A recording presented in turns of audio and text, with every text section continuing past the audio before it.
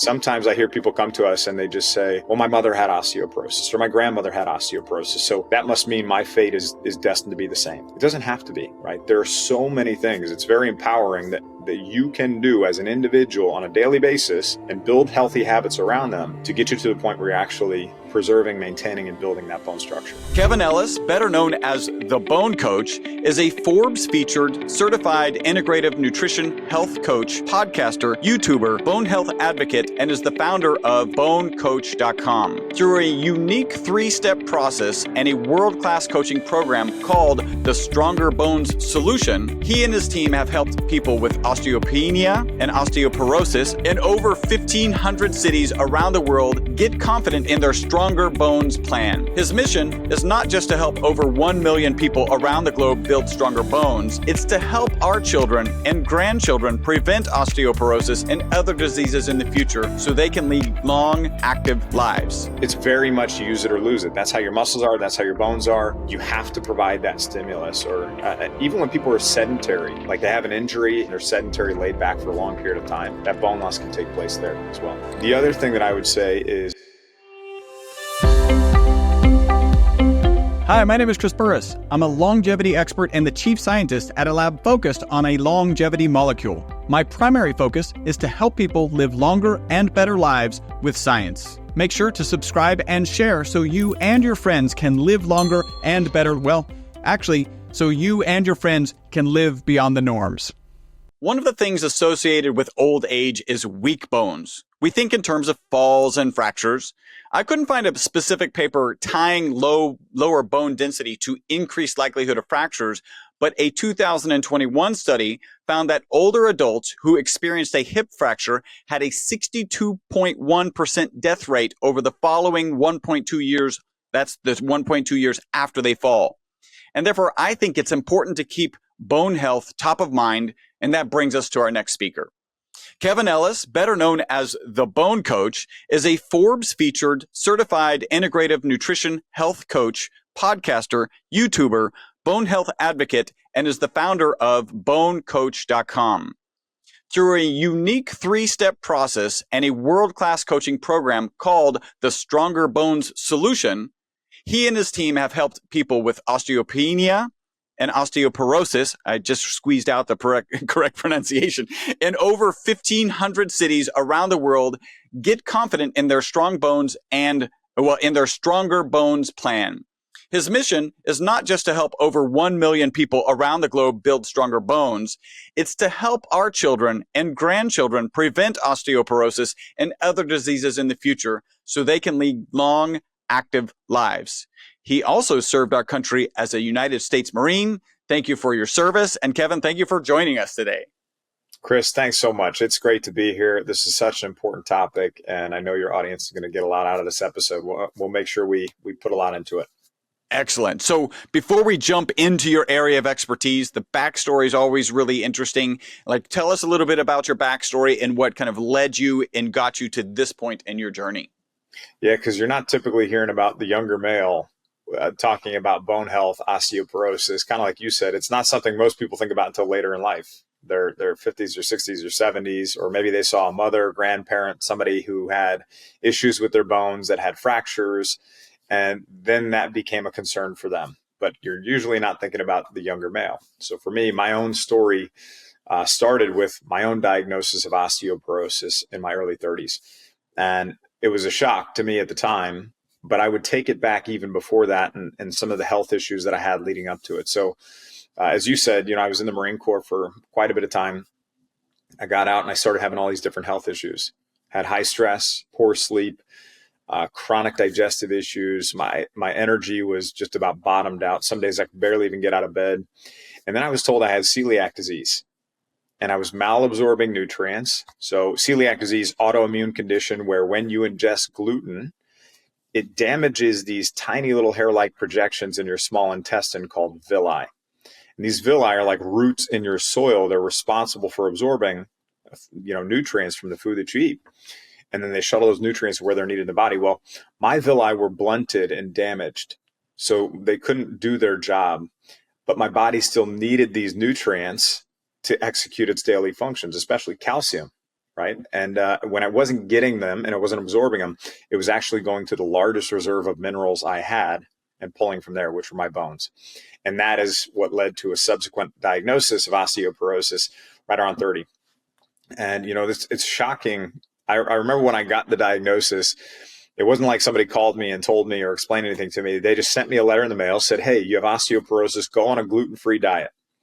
And that was it. That was the extent of it. And I was shocked. I actually had to go look up what is osteoporosis. And it said porous bone. It's porous bone is what it is. And it's basically saying that your future is going to be one filled with fractures and dependence on medication. And I was scared at that point, big, tough Marine, but I was actually scared.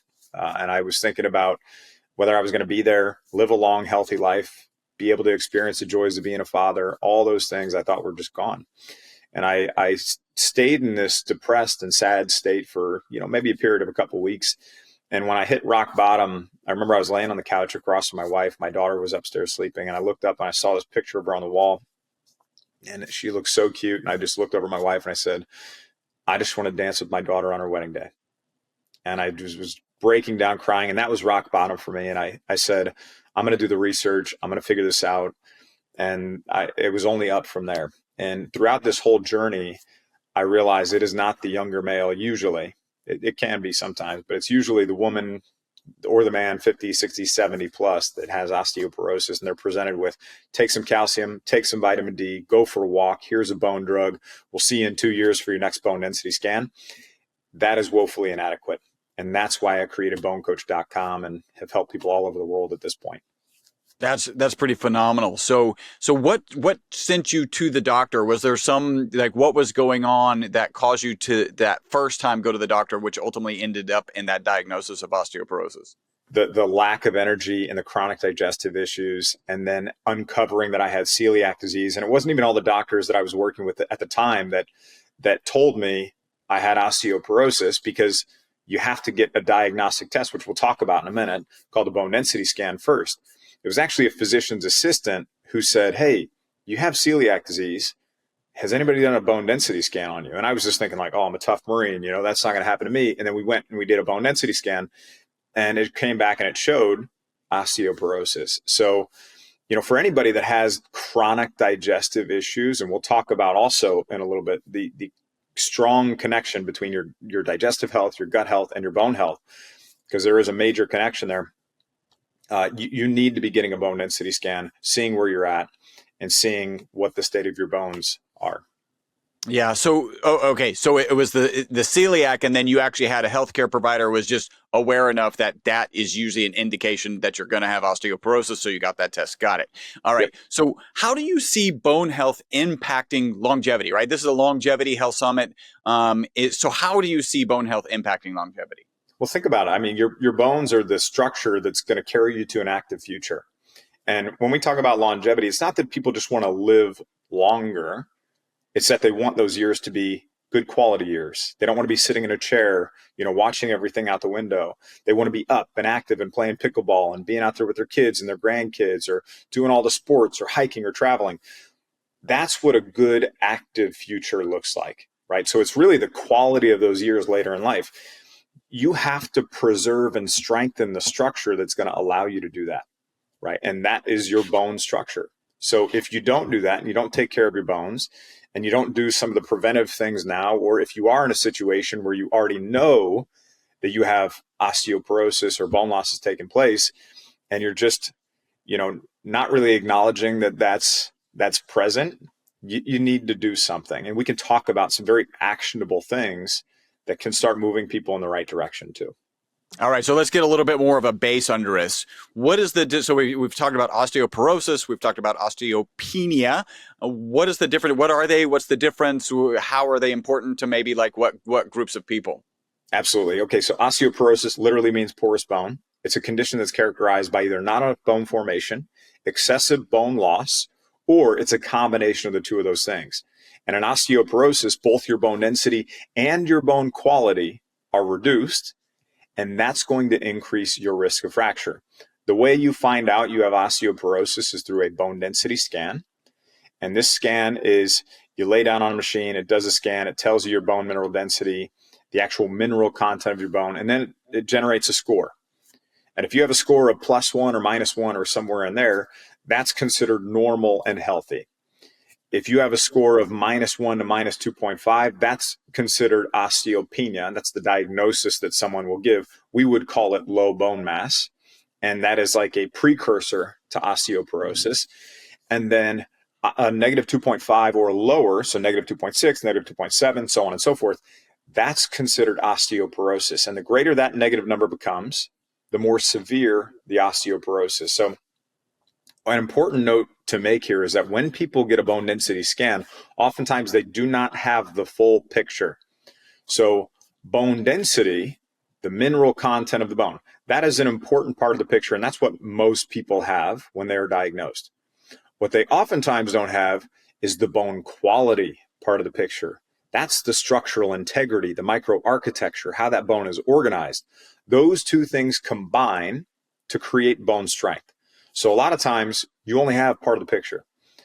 So the way you find out that additional part of the picture, and you may or may not have access to the technology, that's okay. At least you have one data point that you can work from. But if you can get bone quality, there's something called TBS, trabecular bone score. It's an add-on software to that bone density scan. And this can actually give that bone quality part of the picture too. There's also another technology that it's more widely available in Europe, and it's trying to get some traction here in the U.S. as well. It's called REMS, radio frequency echographic multispectrometry technology, and that actually is an ultrasound technology that looks at your bone density, your bone quality, and gives you a 5-year fragility score, like a predictor of fracture, a pretty good predictor of fracture. So that's another technology that gives you the bone quality piece. So we have bone density, we have bone quality, and those combine to create bone strength. And the last part to kind of button this up is just because you have one scan does not mean that you are actively losing bone right now, present day. Oftentimes people are, right? There's oftentimes bone loss that is still taking place. I would say the majority of the time, the people that I see, there's still bone loss taking place, but one scan doesn't normally tell you that. So what do you have to look at? Then you have to go look at biomarkers, like your actual lab testing. And there is a test called the serum CTX test, a CT low peptide test. And that test looks at the activity level of cells that are breaking down your bone. And if that activity level is elevated or even really high, that can be an indicator of active bone loss taking place right now and a root cause issue that needs to be addressed, right? So there are ways to understand where you're currently at. If you have osteoporosis and you get that diagnosis, you need to do something. You have to start doing things to rebuild that bone strength, to stop that bone loss. But it may not be as quick of an intervention as it may seem in that doctor's office visit within 15 minutes where you're diagnosed and they say, take that calcium, that vitamin D, go for a walk, and here is your prescription. Go pick it up right now or you're going to break your hip, right? It may not be that serious. Okay. So one of the things you said is that the CTX scan, right, is looking for the cells that break down the bones. What are those cells doing? Like, I think the way you described it in your case is you weren't getting the calcium. And so those are cells that are like, hey, we need you to go like recruit. It may not be the most ideal place to get it, but go get some calcium. Is that what those cells are doing? Yeah. So great question. Let's just really high level for the audience. We'll just break it down into a couple different cells that are involved in this process called bone remodeling. We'll talk about osteoclasts that chew up old worn bone. We'll talk about osteoblasts that build stronger, healthier bone. And we'll talk about osteocytes. Osteocytes are like orchestrators of the bone remodeling process. So as you and I are going about our daily lives, doing our daily activities, this is for everyone listening too, we're starting to get these tiny little micro cracks, micro fractures in our bones. That's normal for everybody. So as you're doing chores around the house or you're doing an intense workout, you're getting these tiny little micro cracks, micro fractures. And then what happens is you have those cells within the bone called osteocytes. And these are like orchestrators of the bone remodeling process. So they sense that damage and they send out a signal. And that signal is kind of received by these other bone cells called osteoclasts that say, hey, we've got this damaged bone. We need to scoop it out, clean it out, and fill in stronger, healthier new bone. So the osteoclasts come in, they scoop out that damaged bone, and it's a coupled process. Right behind them, you have these bone-building osteoblasts, blast build, and they fill in stronger, healthier new bone. That is the process of remodeling. That's why our skeleton turns over every 7 to 10 years or so throughout our lives. So you're getting a new skeleton throughout your life multiple times over, and that is because of this remodeling process. So you need to have some of that bone resorption or breakdown. It needs to happen. It's a healthy process. But when it's out of balance, when that process is out of balance and you have too much resorption and breakdown and not enough formation, that's when it can really become an issue. It seems to me like you could end up with a couple of things that could be problematic here, right? So you could say, hey, we've got some damaged bone and we're not doing a good job of cleaning it out. Next, we're doing a good job of cleaning out, but we're actually not doing a good job of replacing it, repairing it. And then finally, just the coordination mechanism, the osteocytes are just doing a bad job overall, which would be like, hey, your manager sucks. And so this is, do you address those individually as you're kind of looking at solutions for osteoporosis? Well, a lot of the things, so it's not like you're looking at like the individual who's like, well, I'm going to go exercise today, or I'm going to change this nutritional intervention here. It's not like they're looking at one specific cell, like let me target the osteocytes today, or let me target the osteoclasts. It's not like you're doing that. A lot of times the changes that you make, or the nutrients that you're incorporating, or these things that you start to do, or especially addressing root cause issues, that is going to start helping that process get back to where it needs to be. Okay, that makes sense. So what's the likelihood? Like, what percentage of people have osteoporosis, osteopenia? What does that look like? And when people is there in your case, it was a healthcare providers like you got celiac, so you should get this tested. Is that the typical way people become aware that they have osteoporosis, or are there other ways that they're like, hey, or are there? I guess what I'm to want the audience to have access to is like, hey, if this is happening to you, you definitely need to go get this test. Yeah, absolutely. So let's start out with if we're even just talking about Americans in general, 10 million Americans have osteoporosis, another 44 million have low bone density. And the incidence is greater than that of heart attack, stroke, and breast cancer combined. So a lot of people have or are affected by low bone density. Now, does that mean every single person will have a fracture? Absolutely not. But is fracture a possibility? It sure is. Right. So if you are aware of it, now we need to do things to actually move in the right direction. Now, in terms of the causes and the reasons why someone may have osteoporosis, there are different types of osteoporosis. There is primary osteoporosis. That is typically related to a decrease in estrogen in postmenopausal women. Estrogen has a protective effect on bone.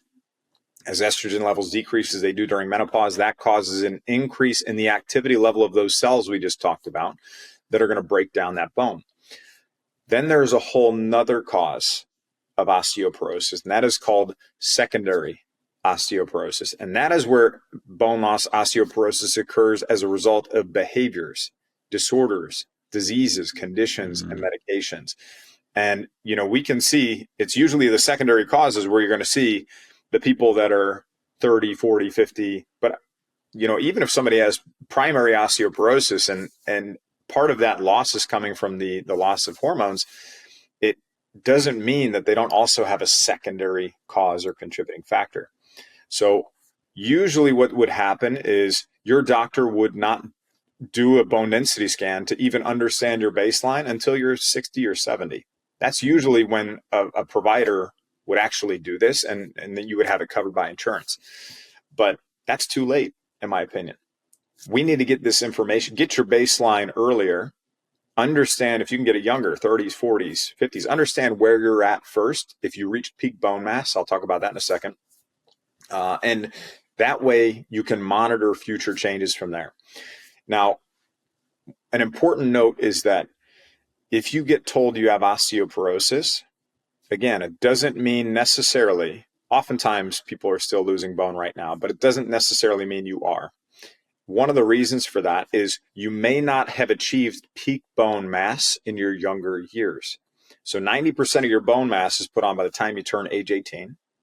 The remaining 10% approximately is going to fill in by the time you turn 30. So if when you were younger, you had poor diet nutrition, you weren't getting vitamin D, calcium, magnesium, vitamin K2, you were eating a bunch of sugary foods and drinking sodas every day, multiple times a day, and eating candy and all that kind of stuff, you had a really high sugar diet. That could be a contributing factor. If you led a sedentary lifestyle, you weren't out being active, playing sports, running around, moving your bones and your body in short, sharp, dynamic movements, or doing things like gymnastics. If you weren't doing those kinds of things, that could have been a contributing factor. If you had an eating disorder, if you took certain medications, especially prednisone, glucocorticoids, if you smoked or drank excessively, all of those things could have been contributing factors to you not achieving peak bone mass and starting with what I call a full bucket.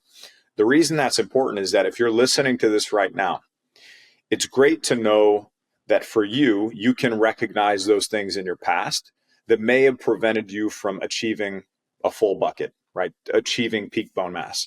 But if you have kids or grandkids and you just listen to that and you're like, boy, I really understand now. 90% of their bone mass, their structure that will carry them to an active future, that could add on an extra 10, 20, 30 years to their life. You have a prime window right now to help them establish that foundation from a very young age. So making a priority to help them establish healthy young habits from a young age is so, so important. Yeah, I've read that before. Like you really do need to be very active, and it makes me wonder. I struggle. I've got twins, boy girl twins. They're 13 years old. Keeping them off tablets, like shoving them outside, is a arm wrestle. It would not surprise me if we see a dramatic drop in this peak bone mass for the kids who are just not out there being as active. But that's, that almost gets philosophical. You mentioned primary, right? So that's a traditional kind of estrogen drop. And then secondary, more like behaviors and maybe underlying conditions. You haven't mentioned genetics. Like what role does genetics play in osteoporosis? Genetics can absolutely play a role. I would say, especially when it comes to things like vitamin D. So, for example, you could be a poor converter. You could be poor at binding. You could be poor at transport. Those kinds of things can create issues for you with vitamin D. Vitamin D is a really important nutrient, not just for bone health, but also your general health. It's not just a nutrient; it's a hormone, right? So we need to make sure that things are good there. You may require more vitamin D more frequently in higher doses, but you can actually measure that first before you just start taking really high doses. I would always say, and a lot of other practitioners will say, test, don't guess, right? Understand what those potential things could be. And then how do you go and precisely target each of those things that you're trying to affect a better outcome of. So genetics can absolutely play a role. But I always encourage people to focus on the other pieces that they can influence. Right. Sometimes I hear people come to us and they just say, well, my mother had osteoporosis or my grandmother had osteoporosis, so that must mean my fate is destined to be the same. Or I saw them have fractures or be hunched over or something like that. It doesn't have to be. Right. There are so many things. It's very empowering that you can do as an individual on a daily basis and build healthy habits around them to get you to the point where you're actually preserving, maintaining, and building that bone structure. Yeah, excellent. All right, so you've I think described a couple of times the typical doctor visit, and this was your experience, although I think your experience was even less than this, which is you've got 15 minutes with a doctor, you have osteoporosis, go for a walk, here's your prescription. In your case, you didn't even get the verbal, you just got some text. Yeah. So prescriptions, like, I think we all are becoming aware that if there's ways to avoid prescriptions, we probably should be trying, and that often our doctors are actual physicians who are experts and have an unbelievable education, well, a believable education, but a lot of education above the rest of us typically. when you start looking at medications that they're prescribing, what are your thoughts? Like, what are the side effects? What are the potential challenges with their approach? Well, I think you bring up a great point that the majority of physicians that go into that field, they're very knowledgeable. They have a lot of education, and they genuinely want to see their patients become healthy. At the same time, they're in a system that is not designed to help the patient reach their best possible health outcome, right? So they may be, they're not in the right system to help you achieve your best possible health. And when it comes, and just know that even if they do have this great education, at the end of those conversations is going to be the recommendation for a pharmaceutical in the majority of situations. And you may not be ready to explore that yet. And I always liken the use of medications to the old economic adage, there's no such thing as a free lunch, right? There's a risks and side effects and short and long-term implications of use of all of these drugs. And I will say I can't be anti-medication, right? I've seen situations where it is necessary and life-saving for some people, but the majority of the time, there is so much more that people can do before they ever even get to that point. So when it comes to these bone medications, I'll break them down into the two major categories. There are anti-resorptive medications. There are anabolic medications.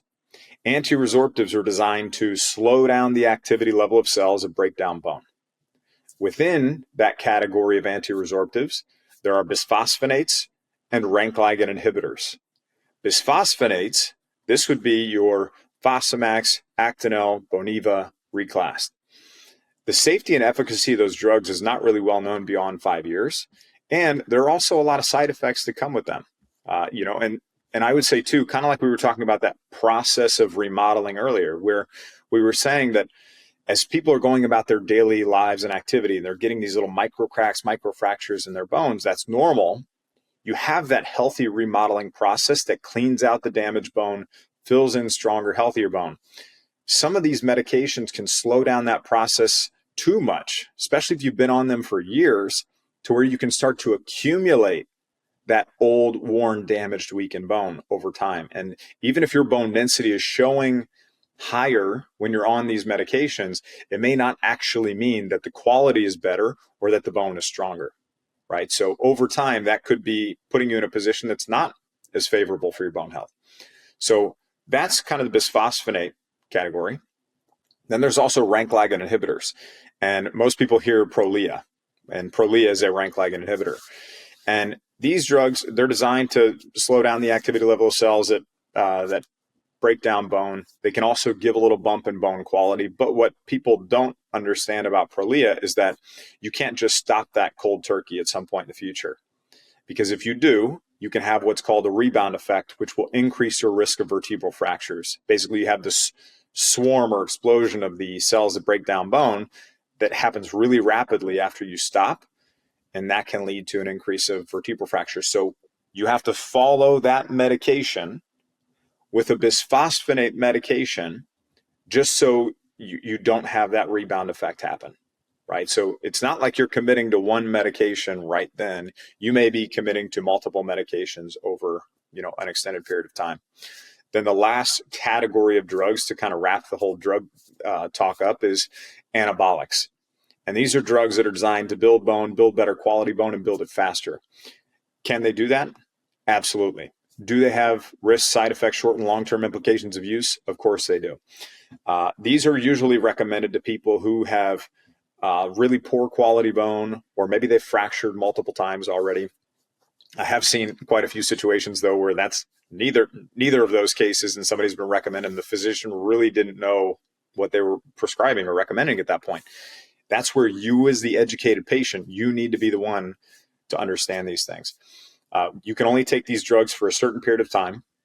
And then after you take them, just know that you have to follow it with another medication just to not lose all that bone that you just gained, right? So again, you're not committing to one medication now, you're committing to multiple medications over years to a lifetime. So just have to be aware of those things. And most doctors, what I just shared with you here, you still need to discuss with your doctor, but they're not going to be able to tell you that in a 15-minute conversation, or they just won't do it. Hey, super quick break from the podcast. Hopefully you're loving it. This is a way you can support the podcast and take advantage of a great offer. We're offering 50% off of one of our MCT bottles. MCT is an amazing oil. Add the ESS 60 molecule to it. It's even more amazing. All you got to do is leave a review on iTunes, send us a notification that you've left that review. We'll get you a coupon code that'll get you 50% off of our MCT oil and free shipping. Back to the podcast. Yeah, I mean, they're not going to be able to tell the whole story. They're probably not even going to be say, "Hey, I'm recommending that you take this now," and they're like, at the next visit, I'll be explaining that you have to take something else. Like they just don't have the time to explain the whole thing. And if you're being told that you're going to be taking multiple medications, then that might give you a little more sense to pause on that. All right, so we've got some side effects. Like one of them is that we might actually have to take additional drugs. The first one that you mentioned, right, the anti-resorbative, like you described that as slowing down this kind of reprocessing, but we kind of described it as bone that needed to be reprocessed. It just seems like an inherently bad idea, right? Like your body's going through its natural process of taking this bone that's not in the best shape, right? We'll just leave it at that, and we're saying let's not do that anymore. Like, well, your foundation is cracking, like is the first thing that I think. And then anabolic, that makes sense, right? Anabolic steroids, that phrase goes to like building. And yeah, you want to build, but if you've got to come off of it and taper off of it with other medications, you might be concerned about that. And I want to just real quick kind of put a little disclaimer on the things I just said too.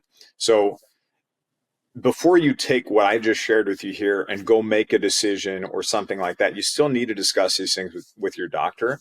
Just know that decision usually does not need to be made right there in that 15-minute conversation. Like you have time to pause, say, hey, can you help me get the full picture? Can you help me understand why I'm losing bone before we just take something to cover up that loss?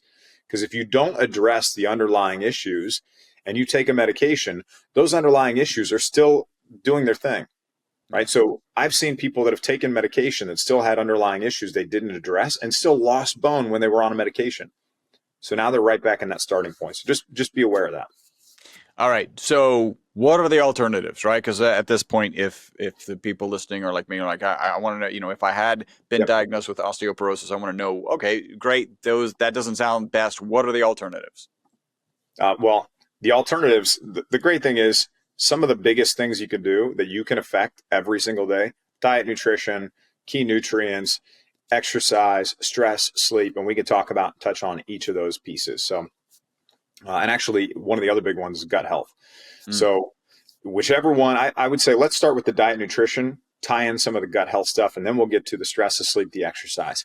Sounds great. Yeah. So from a diet nutrition perspective, a couple things I like to point out to people as you are on a health journey, right? And you are making any changes to your diet, nutrition plan. I always encourage people to approach things with curiosity instead of expectation. And this doesn't just apply to diet nutrition. This just applies to your general outlook and approach to life. Approach things with curiosity instead of expectation. Your disappointment will disappear, right? So when you're trying new things, it can be really frustrating because you might put all your faith, all your hope in this one nutrient, this one pill, this one superfood that somebody in some group told you about. But great, make note of those things, but just know that if it doesn't work for you or if it creates inflammation in your body, it's not a superfood for you, right? So just be aware of that as you start testing and trying new things out, including some of the things I'm about to share with you. The other approach, or the other thing we need to be thinking about, anti-inflammatory diet.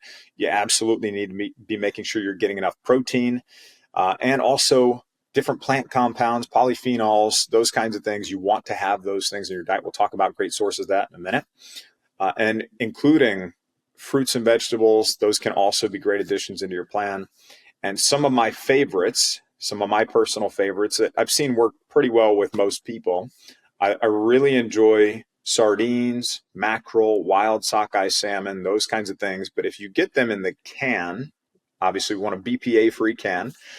But inside the can, if they've got the bones in them, the reason I like the bones in them, and they're not hard, pokey bones that'll hurt you, but they actually kind of melt in your mouth, And they have protein, they have minerals, and omega-3s. So protein first. You need protein to build muscle, to build bone. Your bones are 50% protein by volume. You need protein, right? So that's a great source of protein. These fish are a great source of protein. Then you've got minerals and nutrients from the bones in the right ratios that nature put them in. So the things that your own bones need, you've got the right ratios that nature put them in. Also, when people maybe have an autoimmune condition too, or they don't have dairy or something like that incorporated into their plan, they have a really hard time finding natural sources of calcium. That can be one of them. The bones from inside these fish can be one of those sources of calcium. And it comes with the other nutrients that you need. And then omega-3s. Omega-3s are like the dampeners of inflammation. So anything that's contributing to inflammation, especially chronic, especially long-term, that can contribute to and fuel a whole host of health issues, including bone loss. So having those omega-3s, that's one of the reasons why I like that one food, because it's got three positive things there. I also really like arugula. Now, arugula is a leafy green, same cruciferous family of vegetables as broccoli and kale. It's rich in vitamin K, vitamin C, and bioavailable calcium. So if you were to, not that you should be going to the store, right, to get all of your produce, you should be going to your local farmers markets and things like that if you possibly can. But if you're going to the store and you turn over a bag of spinach and you look and it says really high calcium content on it, well, there's oxalates, or an anti-nutrient, that are found in spinach too. So that's actually binding that calcium up. So it's not going to be really bioavailable for you. Arugula, on the other hand, is a very low oxalate green. So if you see that calcium in there, it's actually going to be a lot easier for you to get the benefits of that calcium. And especially if you're somebody who has digestive issues, you have chronic joint pain, you have a history of kidney stones, you want to minimize those oxalate-rich foods, and that can be a good swap in those cases. Like sometimes people have a really hard time breaking down and degrading that oxalate, and that could be a great addition there. And I also really like vitamin C rich foods. Now, vitamin C, lots and lots of sources of that. Organic berries are one of my favorite sources. You can also get that from steamed broccoli and, different kinds of vegetables. But the reason I like vitamin C is that if you remember, I said that our bones are this collagen protein matrix upon which minerals are laid. Vitamin C is stimulating procollagen. It's enhancing collagen synthesis, and it's stimulating something called alkaline phosphatase activity, which is a marker for bone building cell formation, which is pretty cool. And then on the other side, if you don't have enough vitamin C, that can be a risk factor for having fractures in the future. So you need to have vitamin C in your plan. Now, there are other nutrients, other foods that are really important, but those are, just know, like, as you're going about your diet and nutrition plan, there are things that you can incorporate that are very easy changes. I mentioned arugula.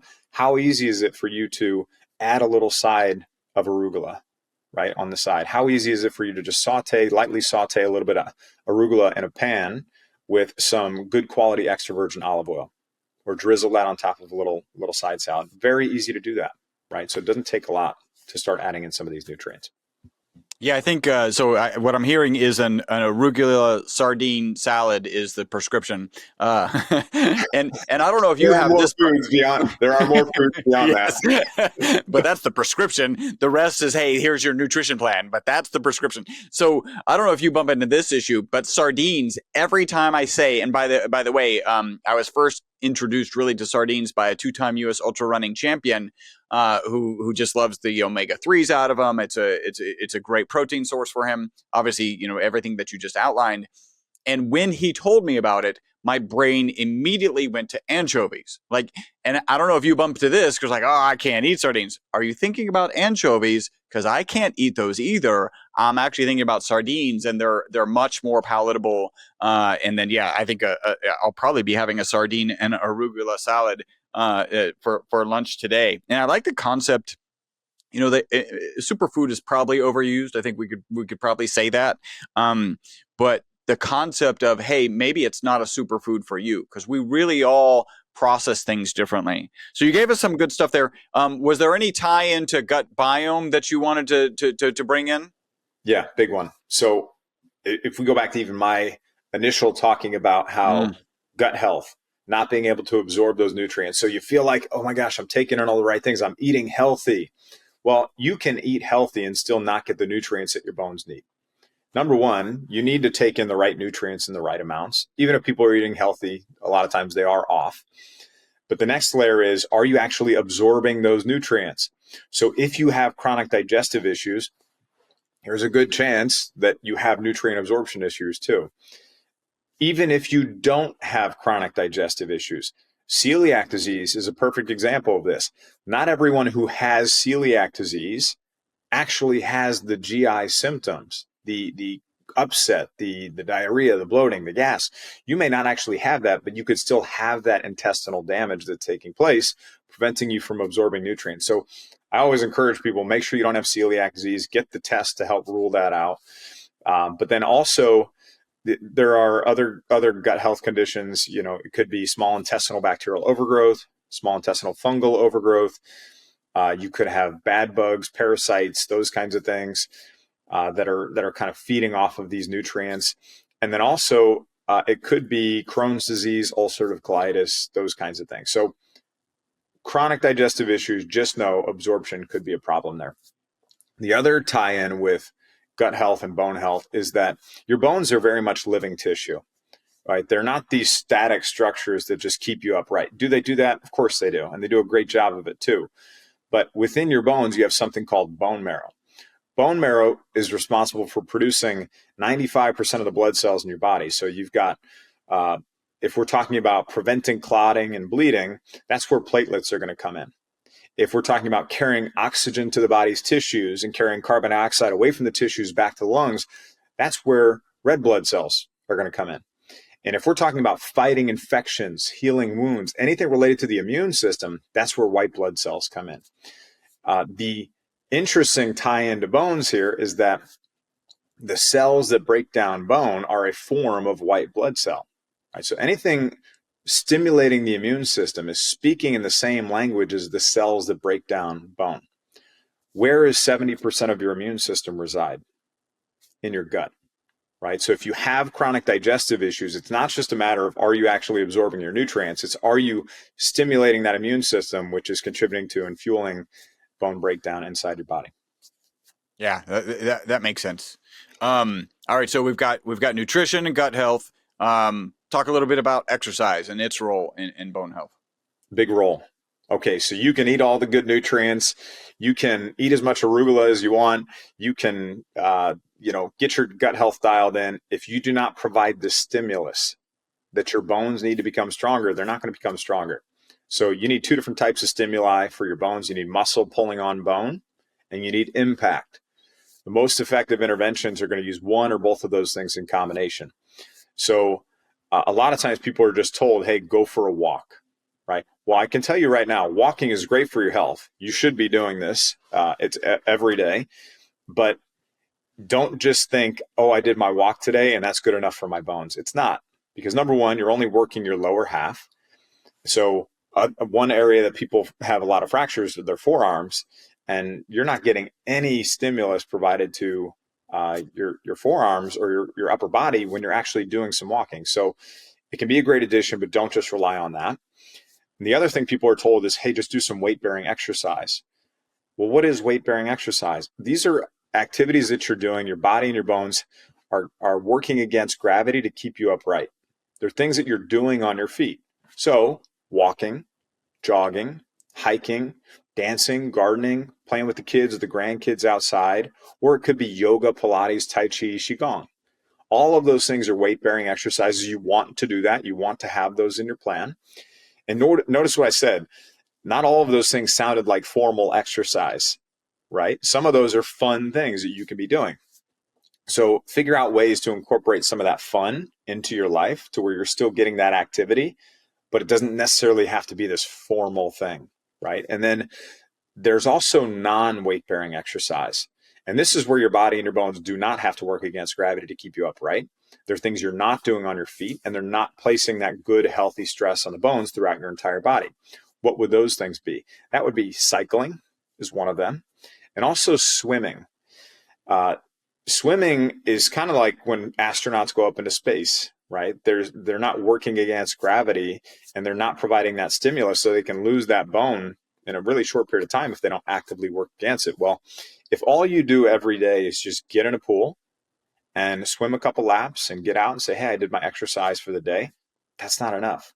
It's not enough. There has to be more than that. Now, does it mean that you can't ever go swimming or can't ever go ride your bike on vacation? So absolutely not, right? We need to have a balance, especially if these things bring you joy, they make you happy, they reduce your stress, they're part of things you do with your family. Do them, but do not count them as your only form of exercise. We need to bring in the other form of exercise, which is called resistance training and muscle strengthening exercise. This has to be part of your plan.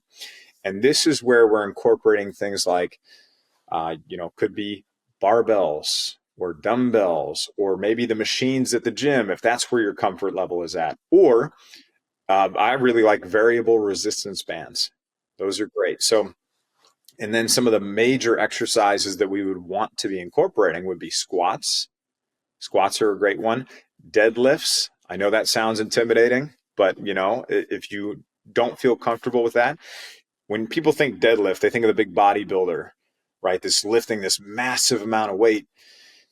That doesn't have to be you. Start with your comfort level. Start with the proper body mechanics and slowly work your way up to where you're providing the stimulus that you actually need in that 5-10 repetition range or so. And then when we get to overhead presses can be great as long as you don't already have vertebral fracture. And those are some really, really great ones to be including and incorporating into your plan. Yeah, I think one of the things that's, and you may know the stat, like when astronauts go out into space, they're losing, I know for sure, muscle mass, I think also bone mass. And would you have any stats on that? Because I can't remember the exact, I don't want to misquote it, but there's quite a bit in a short period of time. It's very much use it or lose it. That's how your muscles are. That's how your bones are. You have to provide that stimulus. Or even when people are sedentary, like they have an injury and they break their leg or something like that, and they're sedentary, laid back for a long period of time, that bone loss can take place there as well. All right, Kevin, this has been great. I've got a couple of wrap up. Was there anything else that we didn't touch on that you wanted to really jump into? No, I think those are the big highlights there. Okay, excellent. So a couple wrap up questions. Do you have a target age that you want to live to? As long as my years are good quality years, if I'm living to 100, I'm going to be happy with that. I don't really, it's not even so much that I have 100 as like, that is the age, that I have to live to. I'm really not even thinking about that. But I do want to live a long life. I want that life to be healthy, to be active. I want to see my kids, my grandkids. I want to do all that kind of stuff. And I'm going to take the steps to get there. So as long as they're good quality years, to me, it doesn't really matter how long. Well, and I think if you've got the goal to not just help 1 million people around the globe, I don't know where you're at in that number, but you might need some more years. 1 million people is a lot of people to contact. So, maybe we've got a couple 100,000 so far, so we're well on our way. Okay, that's pretty awesome. All right. How long do you think humans can live? And I know that like long life is not your expertise, but there are people out there like Dave Asprey. We're talking like he's going to live to 180. How, like your just intuition, how long do you think humans are going to can live? I mean, of course, well over, like people can live over 100. We have so many examples of people that have lived to that age. I think with the new advancements that are coming out in medicine and regenerative medicine and things like that, definitely going to extend life a little bit longer. I don't know. I really don't know what the potential is, but definitely over 100 for sure. But for somebody like me who had grandparents that passed away in their 50s and 60s and 70s, mostly, like longevity was not really my family, even though I have some genes for that. Most of the people in my life, they had not lived that long. If I'm living to 100, I'm going to be happy with that. All right. Okay. So what 2 to 3 protocols, habits, mindsets, let's call them shortcuts because everybody likes shortcuts, to longevity and a long health span can you share? Yeah, I would say one of the most important ones is, for me, I love working out. I love lifting weights. I love being active every single day, or at least close to that. I do take time to rest, but even on my vacations, I do like to add in some kind of physical activity, but making sure you take that time to unplug and to focus on being with your family, being with your friends, being a part of a community, and really having healthy relationships, I think is so, so important for living a long, healthy, active life filled with meaning and purpose. The other thing that I would say is, and this has been a really big one for me personally, is cultivating a healthy practice of meditation, whether that's focusing on breath work, meditation, prayer, whatever it is. Find one of those practices, really dig into that. That is something I do every single day, is breath work and meditation. So awesome. Kevin, how can people contact you? You can always find me at bonecoach.com. That's probably the best place. We've got free recipes. We've got all kinds of great resources, Stronger Bones plan there. So go to bonecoach.com. You can find that. And you can always find me on all the social channels at Bone Coach Kevin or at Bone Coach. So Instagram, Facebook, YouTube, all the different ones out there. So bonecoach.com, though, is probably the best. Excellent. And so usually last question, sometimes it unfolds into more. What in the near future are you excited about? I'm excited about, not talking about medicine. Yeah. I'm excited about just travel with my kids. We just started homeschooling them, and we had never done that before, and we're just kind of on this new path of exploration with that, and we're really enjoying it so far. And I'm excited to take them to different places around the world and have different cultural experiences and get them to understand that the world is there's much more to the world than just our limited view. That's pretty awesome. All right. You can find Kevin, bonecoach.com. And I think it's Bone Coach Kevin on all the social media platforms. Kevin, thank you so much for joining us. I look forward to staying connected with you. Awesome. Thanks, Chris. I hope you enjoyed this episode of the Live Beyond the Norms podcast. Make sure to subscribe and follow. Also, make sure not to be that guy, the guy sharing this podcast with people who are not interested in living beyond the norms. If you would like to learn more about the ESS60 molecule, the molecule responsible for the single longest longevity experimental result on mammals in history, a full 90% extension of life, visit myvitalc.com. That's myvitalc as in carbon.com.